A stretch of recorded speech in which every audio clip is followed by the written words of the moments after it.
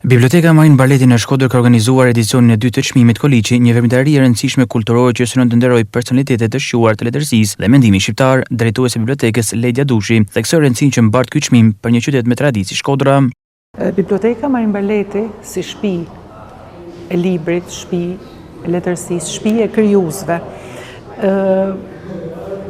e ka kallëzuar me veprimtarinë e saj se sa e rëndësishme është për këtë institucion që të ketë mbështetje të letërsisë, mbështetje të autorëve, të jetë një agor për autorët. Këtë tregon edhe fakti që në fundin e tetorit dhe fillimin e nëntorit u majt një festival realisht marrë kombëtar me pjesëmarrje edhe nga Kosova, edhe nga Maqedonia e Veriut, edhe nga Mali i Zi.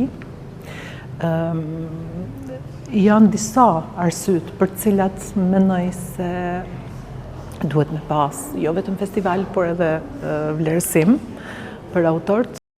Çmimi Koliçi i karrierës ju akordua shkrimtarit dhe studiuesit Gjahit Bushati për kontributin e çmuar në letërsi, publicistik dhe studimet kulturore shqiptare. Ky vlerësim flet gjithçka. Dhe është hera parë që ka menu Biblioteka Marin Barleti të nderoj shkrimtarët edhe të ri, po dhe shkrimtarët që kanë bërë karrierë, siç rastin konkretimin karrierë e cila vazhdon me vepra.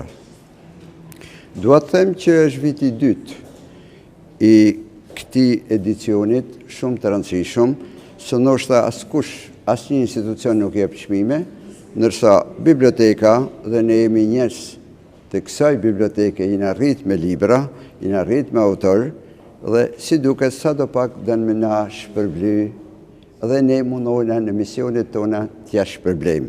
Ndërkohë Suad Arilla u nderua me çmimin Koliçi për autorin e ri. Me të vërtetë ne jem shumë i lumtur dhe shumë krenar në këtë momente. Unë biles deri në ditët e fundit as nuk e dija që është një çmim, më tepër mish të thënë për një aktivitet letrar dhe ishte një befasi e jashtëzakonshme. Unë isha në vitin e kaluar kur ju dha çmimi për herë të parë në edicionin e parë profesor Ridvan Dibrës dhe shkrimtari i ri Andreas Dushi, dhe këtë vit me të vërtetë është një privilegj i jashtëzakonshëm që Biblioteka e Qytetit po më bën mua. Në këtë aktivitet morën pjesë shkrimtar, poet, studiues dhe aktorë të teatrit Migjeni.